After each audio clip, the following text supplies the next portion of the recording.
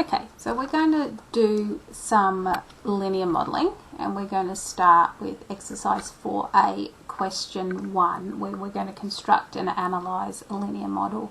So let's have a read of the question. A tree is 910 centimetres tall when first measured. So let's write the important information down. 910 centimetres at time 0. Okay, so that's the beginning. For the next 5 years, so time over 5 years, the height, its height increases at a constant rate. So rate equals 16 centimetres per year. Okay, and it's telling us let h equal height in centimetres, and it's put it in brackets. Okay, and t equals time in years. Okay, and that's time from when it was first measured, which we identified as time 0. Now part A is asking us to write down a linear model in terms of h and t to represent the situation. So the height is dependent on the time. So therefore we're going to start with our generalized equation, y equals mx plus c. So when we're looking at an equation like this, y is dependent on the rate of change of x plus the starting point. So let's get that down. So it's dependent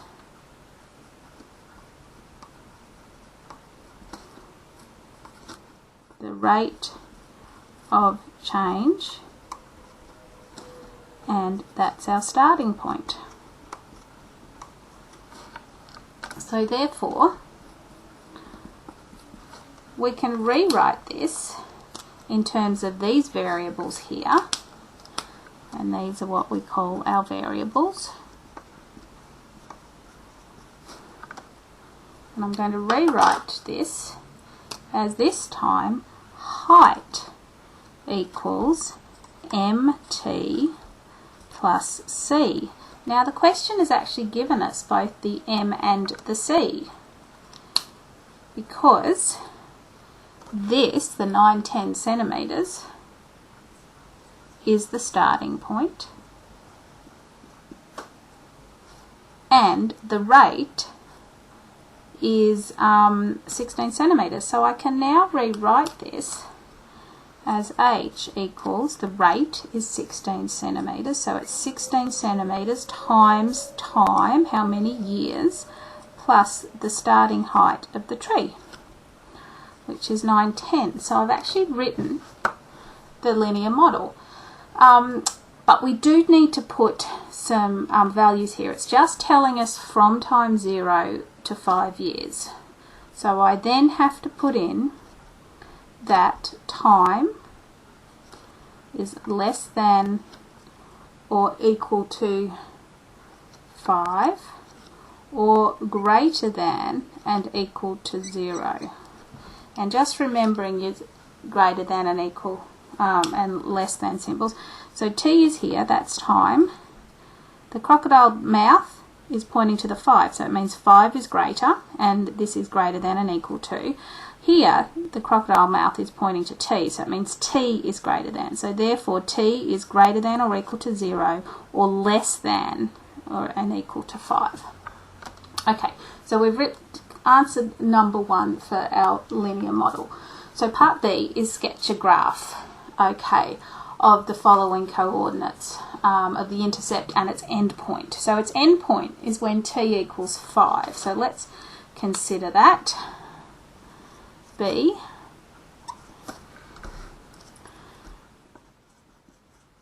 End point t equals 5. So we can actually substitute that into our equation.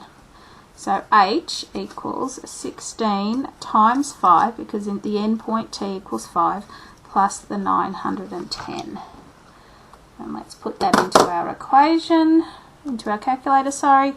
16 times 5 plus 910 gives me 990 centimetres. So there are actually 2 points that I can plot. We've got the starting point,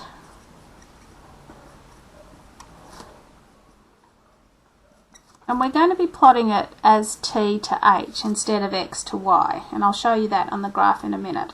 So the starting point, time is 0, and the height was 910, and at the end point, the time was 5 years, and we just figured out that the height is 990. So let's put this into a graph here. Give you the graph here. I'll move it over here so we've got these values here. Alright, so let's put it into perspective. Let's actually visualize this now.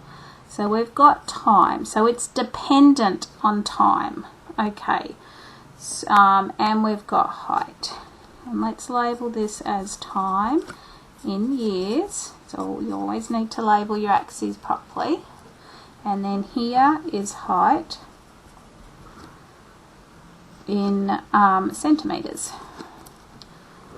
We can do a little bit of a trick on our number line. I'm going to do my years 1, 2, 3, 4, 5. So make sure that they are evenly spaced. I'm going to do a trick on my y-axis, which is the h. I'm going to break it up, and I'm going to start at 900. Okay, 10, 20, 30, 40, 50, 60, 70, 80, 90. Okay, so 990 is there, so 910 and 990. So it's asking us just on our graph, showing the coordinates and the intercept of the intercept and its endpoint. So we know that it crosses here at 0, 9, 10. And then we figured out our endpoint was 990 and for 5 years. So we then can plot that in. We then just need to construct our line. Make sure you always use a ruler, and the line is only going to go between the starting point and the end point. And this time, because we've defined the limits of 0 to 5, we don't put arrows on our graph. So that's what our graph looks like. So that's B. And then finally for part C,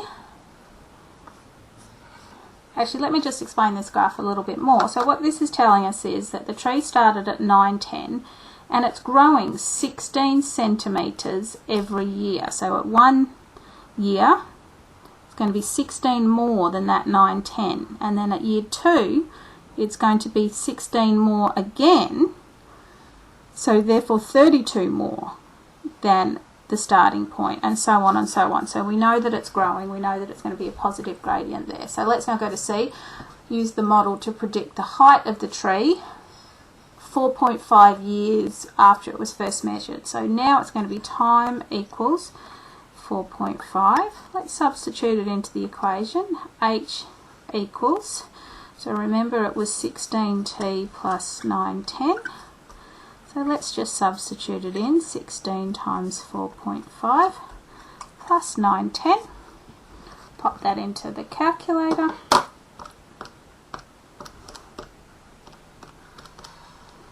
And it equals 982 centimetres. So let's just check for reasonableness of our answer. So 4.5 years is here, and each one of these is 10 centimetres.